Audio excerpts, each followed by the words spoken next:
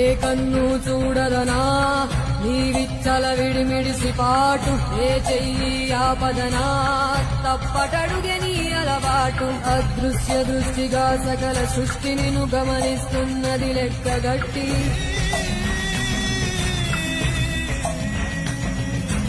ఎంత బతుకు నీదెంత బతుకువో గుప్పెడు మెతుకుల కడుపు కొరకు ఎన్నాటలు వేటలు అవసరమా మనుజా మనుజా.